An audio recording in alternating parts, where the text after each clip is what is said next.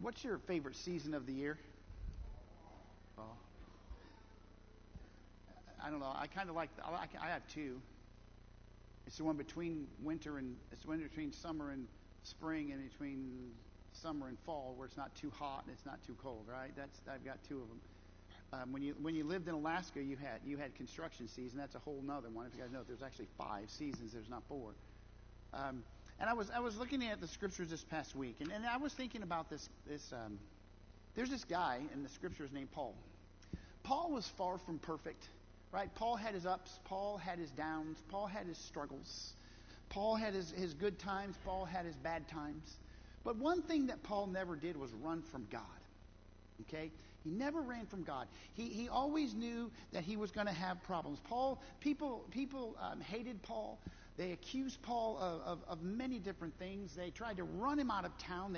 He was before he became a Christian, he was really a rotten person. You know, he really was. He was a rotten person. And as I was thinking about Paul was had the opportunity, as I think he probably would have seen it, the opportunity to go to Rome. Okay, the opportunity, because that's what he was going to do. Because Paul always took an opportunity when he went somewhere to share Jesus Christ. Okay, so he was going to have an opportunity to go to Rome to share Jesus Christ. So there was only 2 real ways you could get from where Paul was in Caesarea to the Roman capital in the city of Rome, and that was either by boat or you walked. Okay. And so I don't think the walking was probably his favorite thing to do. So he got on a ship. And as Paul went to the ship, he started on this journey. He started on this journey where everything started out smoothly. He started on this journey where he would get from where he knew he was at to where he knew that he needed to be. And where he needed to be was to be before the Roman leaders, and he went there. And so Paul left. And Paul got on this ship. Have you ever been on a boat before? And it's great when you get on the boat, and when you get halfway going through there, all of a sudden the storms kick in. Those of you who may have been in the Navy, you probably have felt a storm or two when the storms kicked in. And it's amazing that we see this man, Paul. We see this man who got on a ship. Everything was great. Got on a ship because he was headed to Rome, because this is where he needed to be. And this is where God was sending him. And as he was going there, we all know that the storm happened. Now let's think about your life. Let's think about the life that we have as Christians. Let's think about the life we have as churches. And let's think about, there are times in which it is smooth sailing. There's times in which it is so great that nothing is going to wipe the smile off our faces. And then there's other times we get to those storms and we don't even know what a smile looks like, right? So we have these ups and downs in our lives. And you have the same thing here, what we're going to see with Paul. Well, Paul probably would have hoped that he was in summertime with the sun shining and not in the wintertime and the storms coming up and kicking up storms on the Mediterranean, because that's where he was at. Paul was in the ship and he was getting ready to go to Rome, because this is where God was sending him. So please, if you would, take your Bibles, and I would like for you to turn to Acts chapter 27.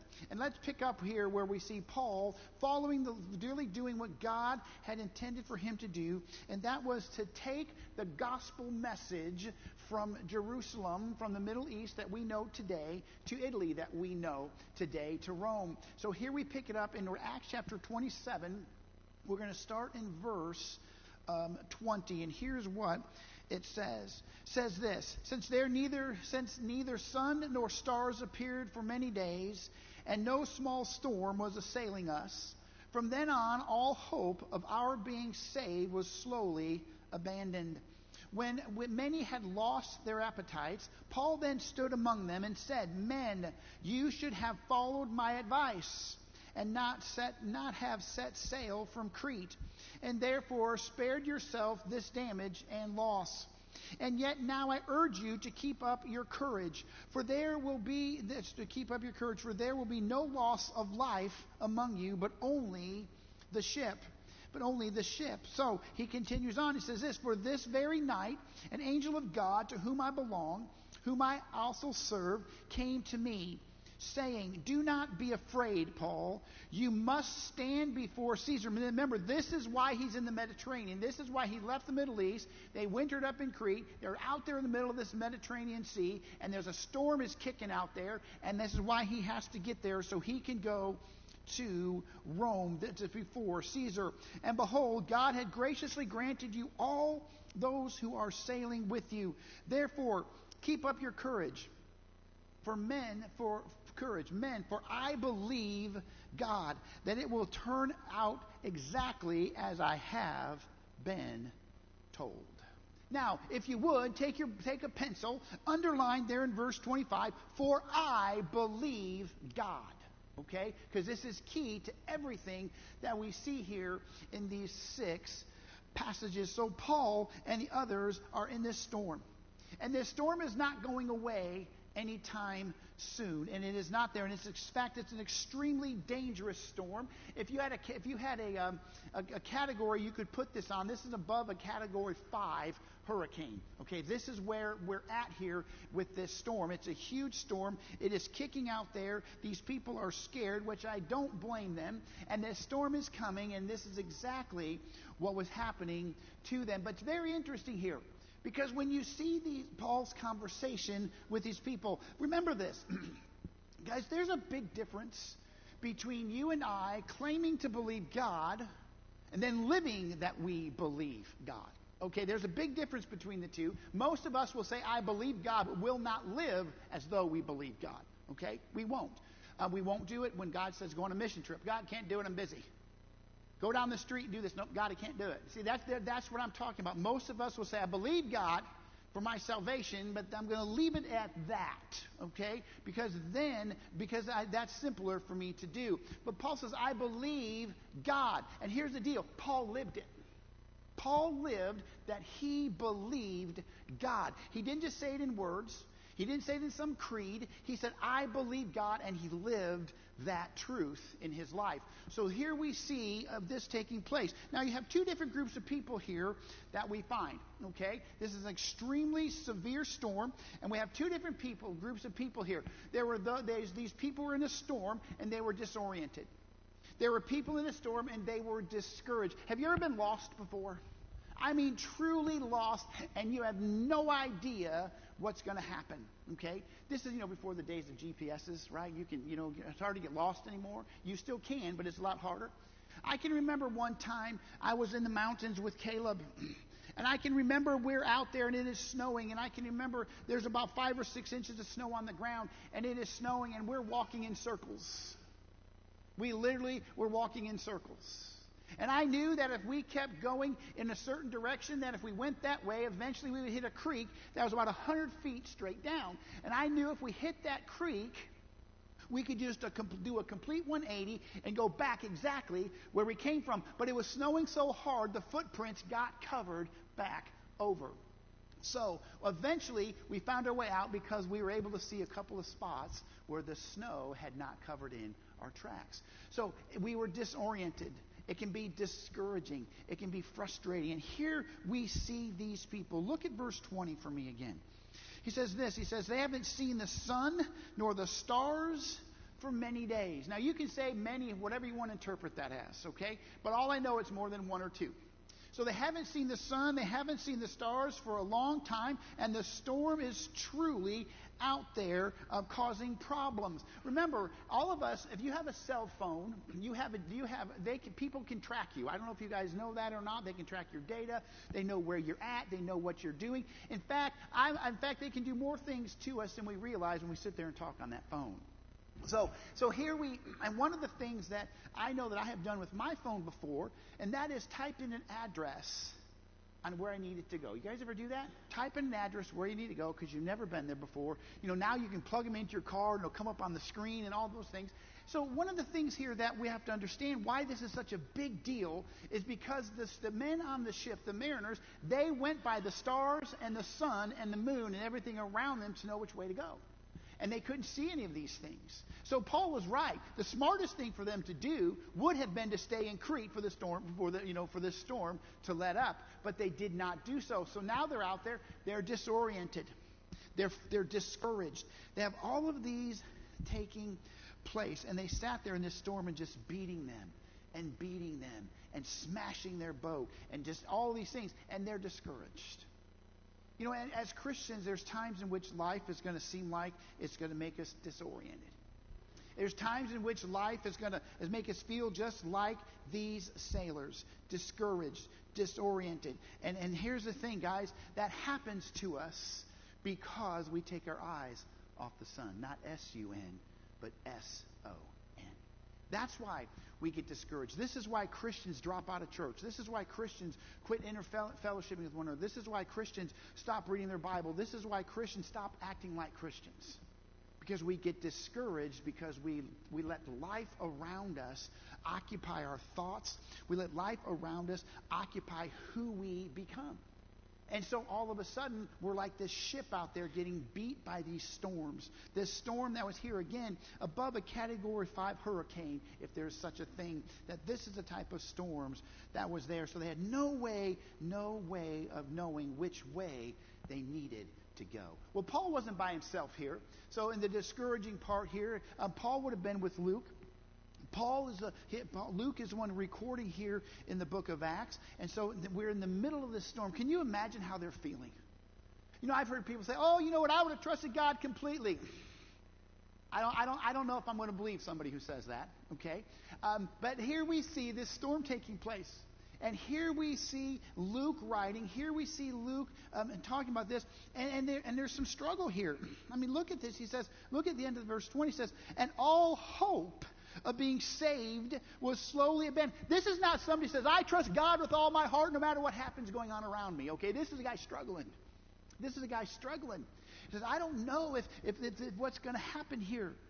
But then there's this guy named Paul. Paul's like, I know what's going to happen. I know where we're at. I know what's going to take place. Because Paul says, I got this God I've been talking to. I've got this God that I interact with in my life. I know exactly what is going to happen. But I want you to know, Christian, how God wants you and I to live is that way. Satan wants us to live as if we have no hope. Satan wants us to live as if storms are just beating us down, that storms are wearing us out, and he's hoping that we focus on the waves, we focus on the wind, and we focus on the storm and not focus on the sun. This is what's happening right here. This is what is taking place. You have Luke, who is literally saying all hope of our being saved was slowly being abandoned. This is a desperate, truly desperate situation that is taking place. But that's exactly what Satan wants for you. He wants for me. He wants for our church. He wants us to focus on our problems. He wants to focus on what we can see and not focus on God, the Son, who's the only one who can give us answers to everything that takes place in our life. That's what Satan wants you to do. That's what Satan wants me to do. This is what's happening here in the book of Acts. Here in Acts chapter 27, and here we see this. Now remember, Paul, it's not like Paul's one of these guys who said, who never had problems in his life. I mean, come on, from one of the very first times we see him in the scriptures, he's holding the coats of people as they're stoning Stephen to death. Right? I mean, this guy, it seemed like trouble just followed him. There was just like a magnet to him, and he justified his stone. He justified, though, that magnet of troubles coming towards him before he became a Christian, because he was living for God. I'm living a righteous life. I'm going to Damascus. I'm going to stop those people. I'm doing everything right. And God's like, wait a second. Right? You guys know what I'm talking about. Street called Straight on the way to Damascus. When God looked at Saul and said, stop. Do you even know what you're doing? Do you even know who I am? And do you remember what Saul's answer was? Is that you, Lord? Is that you, Lord? See, so he's a man who has very much had adversity in his life, and he has faced situations. He has faced these things. How about your life? Have you faced situations where the storms just keep beat up against you, and you're abandoning and losing all hope? This is what he doesn't want us. He doesn't want us to be discouraged. I mean, this is man here. Paul's like, hold on a second. I've got a better idea. Do you guys know we have the best thing our world ever needed, and that's Jesus. He's the best thing our world. He doesn't need this church. He doesn't need any church. This world needs Jesus. But we're too prideful to think they need our church. They don't need our church. They need Jesus. And we need to understand that. They need Jesus. This is what is taking place here. Yes, we want people to come to church. Yes, we want people to get baptized. Yes, we want all of those things. But there ain't a single person who doesn't have Jesus who's going to go to heaven. There's none. Only those who have Jesus Christ. And here we see this over and over again. He's like, wait a minute. I've got this, guys, because I know the one who makes the storm. I got this, guys, because I know the one who created the stars. I got this, guys, because I know the one who made the sun. Don't you think Paul would have felt that way? It's like, I know who this person is. I know who Jesus is. I know who it is. So he says, you know what? Let me give you an example. He says, I understand these things. This is what it is all about. Okay, this is what we need for us to remember here. And so as we go through this, so the second thing I want us to understand, or go to verse 21, please. It says this. When many had lost their appetites, okay, Paul then stood among them and said, men, you should have followed my advice and not have set sail from Crete, and thereby spared yourselves this damage and loss. Hey, Ed, could you move that screen for me, please? My battery went dead up here. So here we see this. So now we have this. Paul's like, okay, everybody else is giving hope. Everybody else is like, this is not going to work. And Paul's like, I know what's going to work. There's a story, and I don't know if this is true or not. But there was a church many, many years ago that they voted to do some astronomical amounts of money to reduce it. I'm talking the millions of dollars.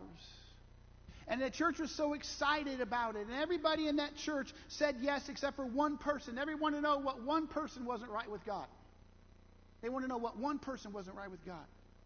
And it was the pastor. The pastor said no. And the church did it anyway.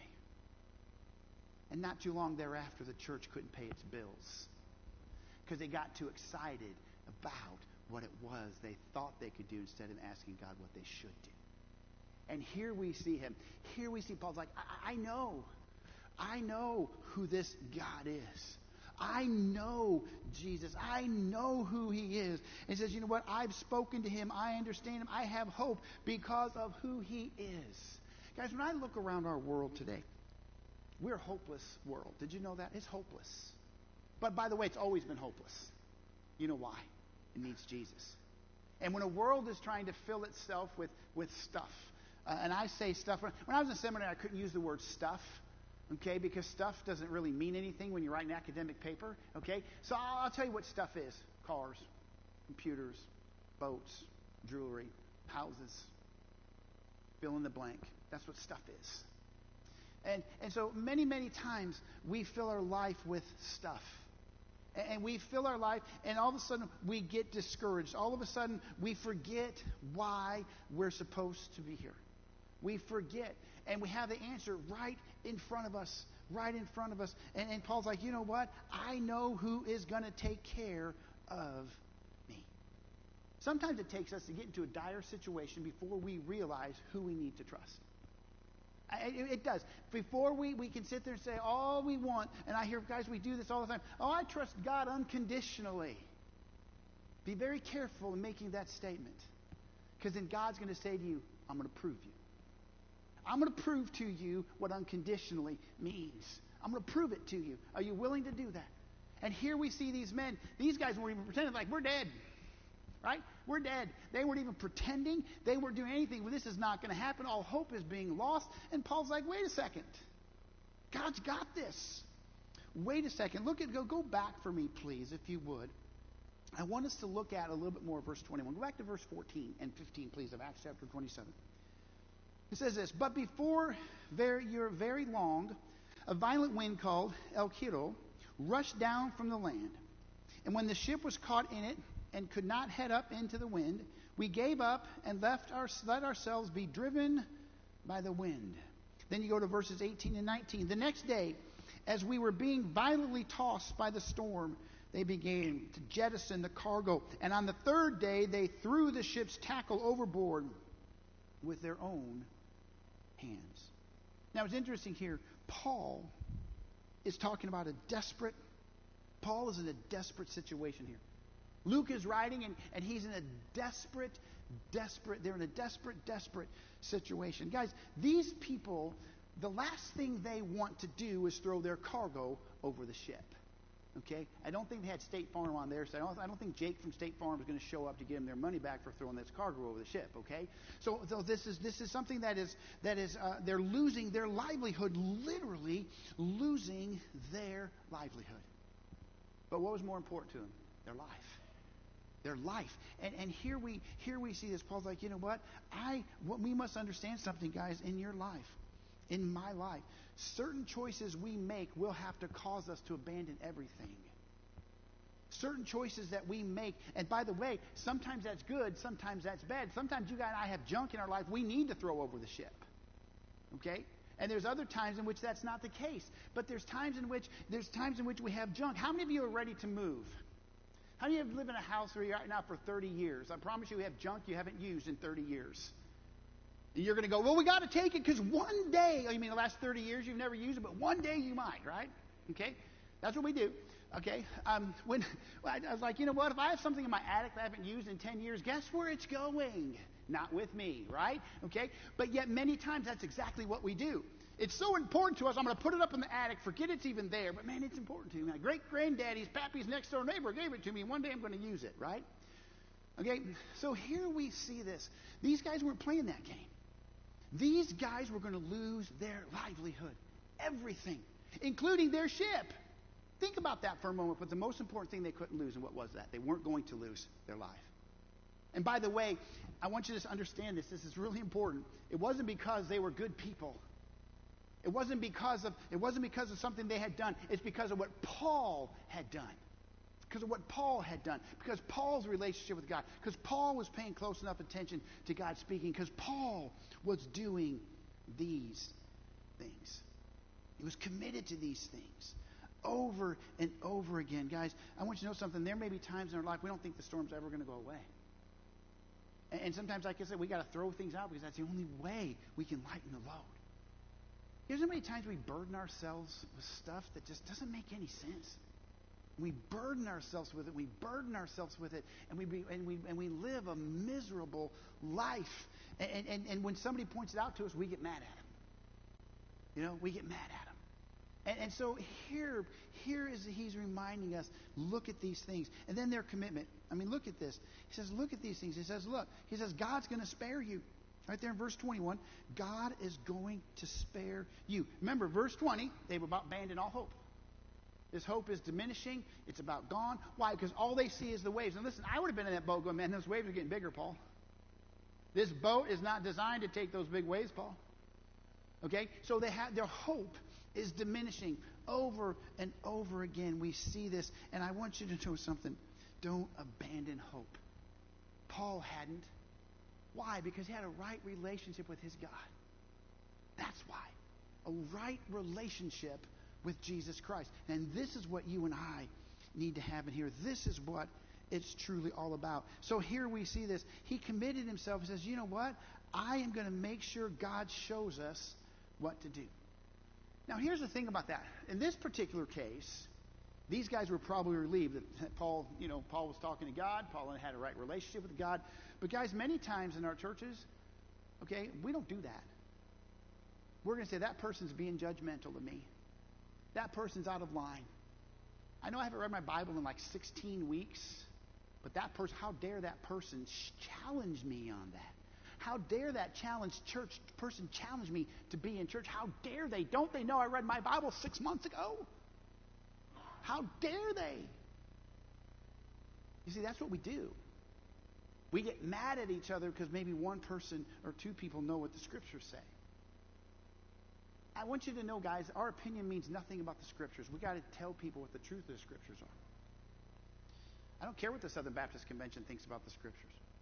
What does the Scriptures say about the Scriptures? What's it say? It says Paul had a right relationship with God. Paul was in a right fellowship here. Paul knew God was going to save him. Those other guys didn't have that. Didn't have that. That's what we need to remember. We cannot put a religion ahead of what the Scriptures say. We cannot put someone's opinion ahead of what the Scriptures say. There's a book that I'm reading. There's a book that I'm going to be teaching, and I've done it before. And he literally writes in there, and he says this: I'm not giving you my interpretation of the Scriptures. I'm giving you the Scriptures. And here I'm giving you and I the Scriptures. What does it say? It says they abandoned hope because they had their eyes off the sun. They abandoned hope because they didn't put their faith where it belonged. They abandoned hope. And I think of so many of our churches, hey guys, we've taken our eyes off of Jesus Christ and we've abandoned our hope. We abandon it. And then we get all upset about why things don't happen the way we think they should be happening, where we hope that they should be happening, and we refuse to admit that we've abandoned our hope. The Psalms tell us this: I've lost my first love. Psalm 103. Go read it sometime, please. The whole psalm. It's awesome. He goes, I got to get back because I abandoned my first love.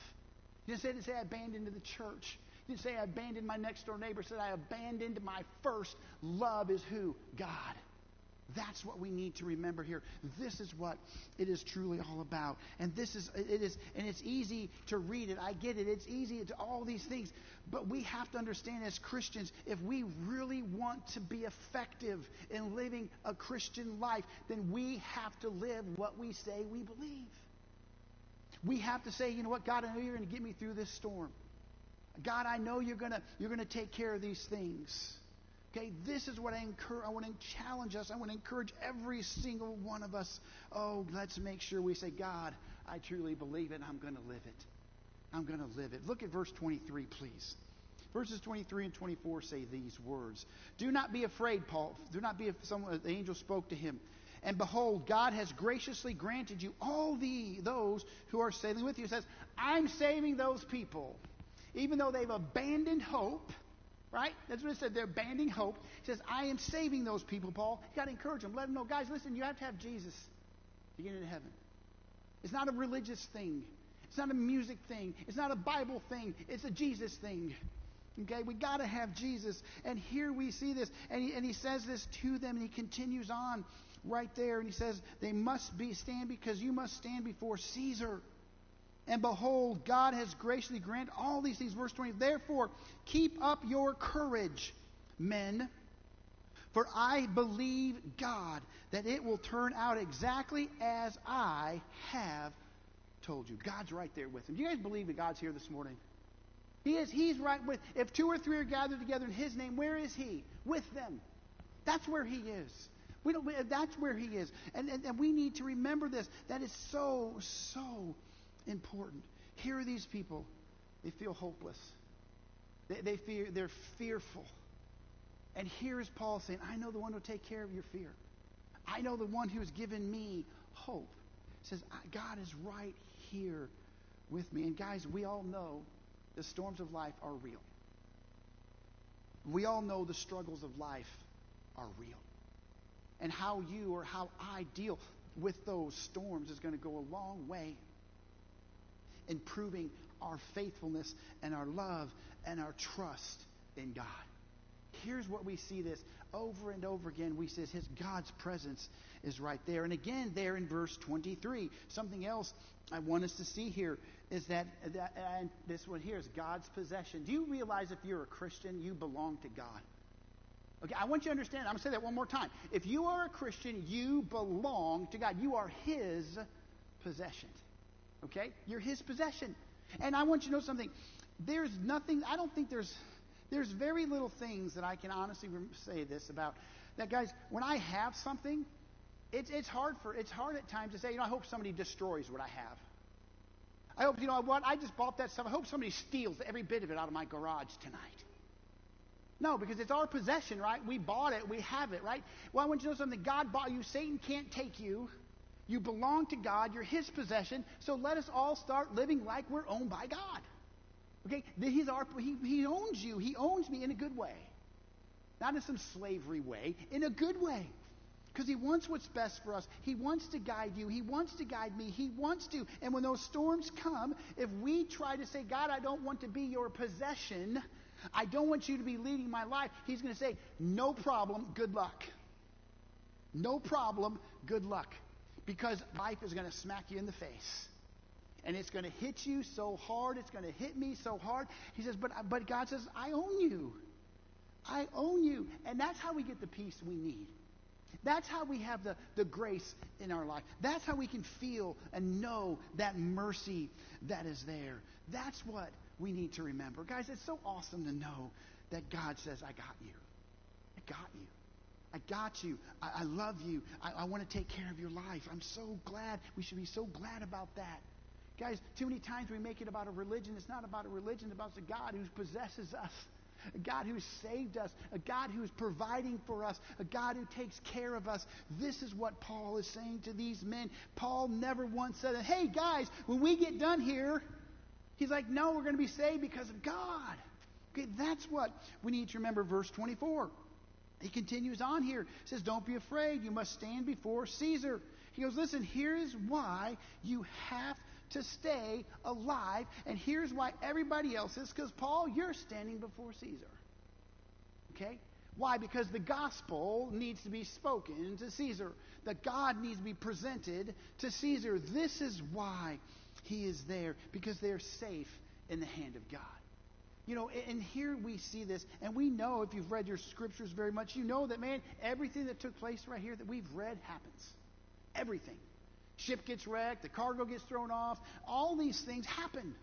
And Paul ultimately gets to before them in Rome. That's why we have the book of Romans. He's in Rome. He writes the book of Rome. He's there. We know this. So this is awesome to think about how good God is to you and to me.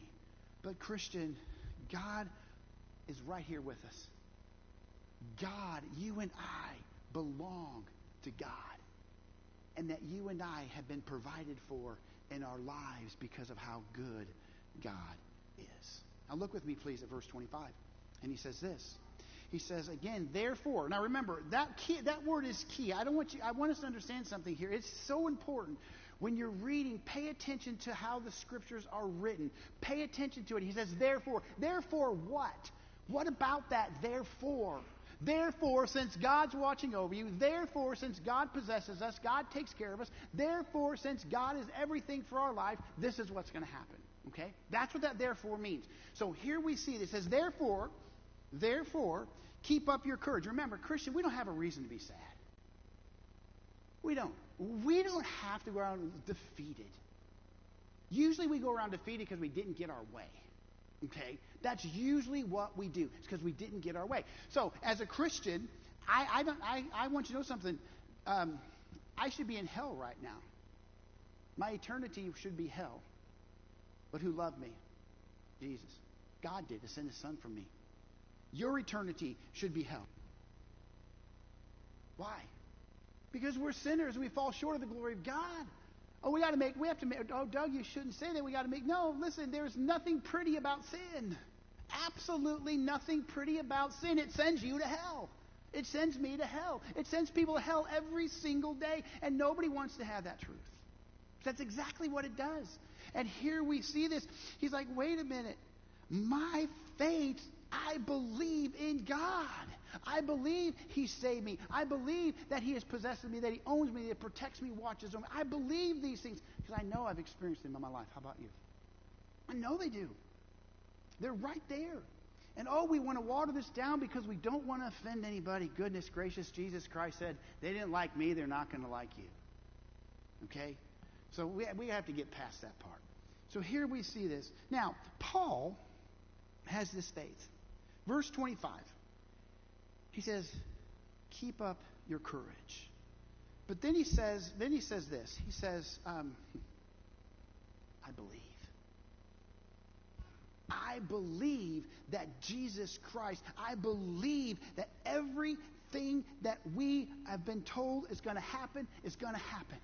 That the ship's going to be destroyed. None of us are going to drown. And I will one day stand before Caesar. I believe this. This is what Paul said. This is what Paul says to you and to me. And if you notice here, Paul never once prayed, God, will you stop these storms? I didn't see that in there anywhere, did you? No, he didn't say that. He'd say, God, stop these storms. If you stop these storms, I'll straighten my life out. God, if you stop these storms, I'll start going to church, God. God, if you just stop these storms, I'll do whatever you want me to do, God. Oh boy, we say that a lot of times when we have bad situations come into our lives. And Paul didn't do that. Why? Because he didn't have to. Because he knew the one who possessed him. He knew the one who loved him. He knew the one that made the storm. He didn't have to do that. So here we see this over and over again. You see this whole idea of Paul's peace that is there, these storms that are there. Now this requires great focus. It does. It requires great focus. Okay? How many of you ever try to do something and 18 people try to bother you while you're trying to do it? And you're like, I have no idea. I can't get this done. Well, as Christians, guys, the reason that you and I have times in which we fall away from being who God wants us to be is because we lose our focus. We forget everything that Paul just said. We forget all of it. We forget that the storm is there so we can learn from it. We forget that when that storm is there, that God will take care of it. We forget those things. And yep, I get it. It's easy to preach it. It's easy to read about it. All those things. It's way easier to do that than to live it. I understand that. But I promise you something. Paul was living it, and he was not divine. Okay? He was a human being like us. And he did it because he lived that life. And he trusted him. And here we see this. We see here, Paul says again, because I believe God. Now let's look at the last part of this verse. Verse 25. He says this. I believe that God will do exactly as he said he was going to do. Okay? This is what he says. He says, and that will, literally says, for I believe that God, that it will turn out exactly as I have been told. I was told this. This is when you read the scriptures, understand that, write this down. That's God's very word speaking to us. Okay? And so since that is the case, since the Bible is God's very word to us, we can trust it. Okay? It's his very word to you and to me. If you remember verse 20, it said there that they were abandoning hope. Okay? They were abandoning hope. And they abandoned hope, and they were frustrated, and they were scared because of these things. Satan could have come in and said, hey guys, you're dead. You're going to drown. Your life is going to fall apart. But I want you to notice something here, and I want to encourage all of us to do this. First and foremost, Satan is not our friend. Okay? Understand this. He's not our friend. I heard someone not too long ago, they were in the Satanist church, and said, well, we're not satanic. Let's see, your name says that you are. Okay? So one of the things here that I want us to understand here, Satan strongly desires for you and I to live a life of being defeated. Okay? If he can convince us that we are defeated, that we have lost, then we'll accomplish nothing for God. Because he's got us exactly where he knows that he has us, where nothing can stop it. Does anybody know what the scriptures tell us on the third day after Jesus was crucified? I'll give you, if you don't know, I'll kind of paraphrase it for you. Okay? The tomb was empty. Okay? Tomb was empty. Satan lost. Satan is losing. He will always be losing. He can't defeat God. He can't defeat Jesus Christ. It's over. It's over. Don't let him convince us to live a defeated life. Don't let him convince us that, you know what, the waves are getting bigger. The wind's getting stronger. No. Don't succumb to defeat. I played dominoes yesterday at my mom and dad's house. I confess it's probably the second time in my life I've ever played dominoes. I thought it was an old person thing, so I guess I'm old. And I'm sitting there with my sister, and I'm like, I don't have any idea how to play this game. And I'm not making this up, you guys. I am not making this up. And I think for the first 8 rounds, we lost every single round. Okay? And I think we had like 1 million points by that point. I don't know. I mean, we were just like getting killed. And do you know what happened over the last 4 rounds? Somehow we won all 4. I don't know how it happened. And we took second place. I mean, there's only 4 of us. There's only 2 of us playing, but we took second place, okay? So as I want you to think about your life. I want you to think about this. Satan wants you to think you have been defeated. Satan wants our church to be convinced it's been defeated. He does. He does. He wants to convince us that we can't do anything. He wants to convince us that no matter what, it's not going to work. He wants to convince us of this. That's his job. You know what's going to happen to him one day, Brother Jim? God's going to say, in the pit. Gone. History. Don't have no more effect on this world. Gone. That's what's going to happen. You see, we have won because of God's promise of Jesus Christ coming, living, dying on the cross, and rising on the 3rd day. We have won. Do you have Jesus in your life this morning? Are you dealing with things in your life in which you're like, I can't get through this? Then stop trying to get through it by yourself. Give it to Jesus. Will you trust him this morning? I know storms happen. I know life happens. And we feel like we're defeated. We feel like we've been beat down. Will you trust him this morning? Would you come and lead us, Andrea, please?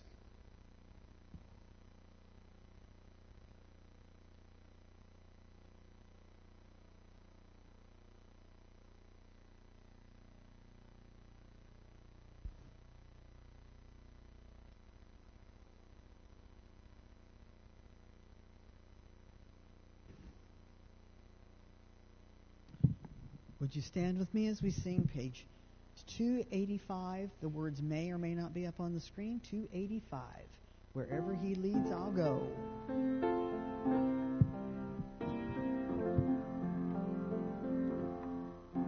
Take up thy cross and follow me. I heard my Master say, I gave my life to ransom thee. Surrender your all today.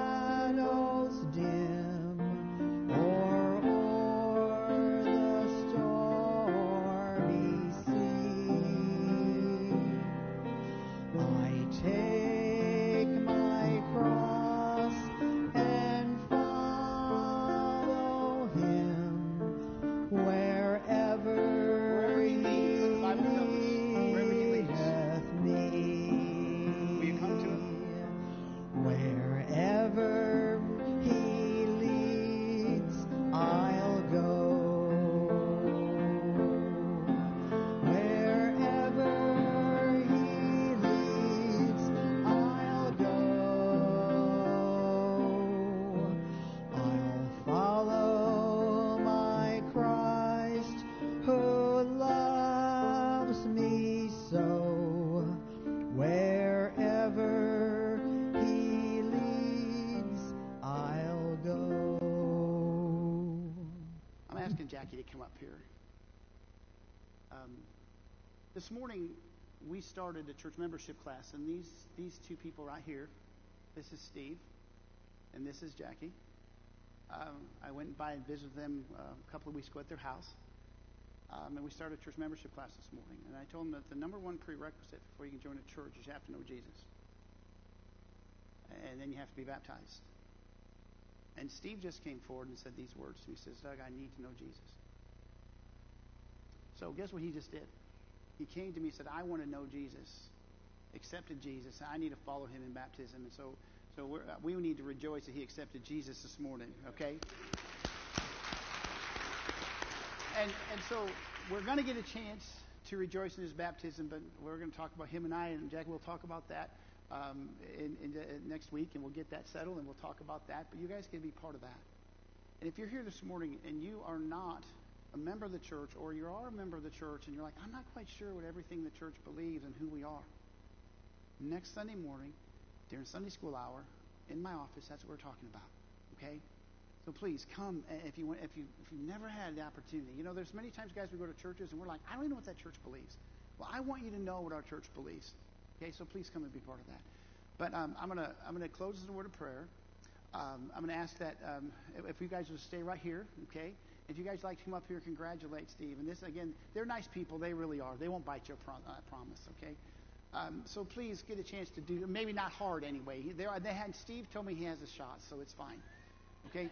So please come and do that. Let's take a moment. Let's pray. Father God, I thank you again for your love and for your life.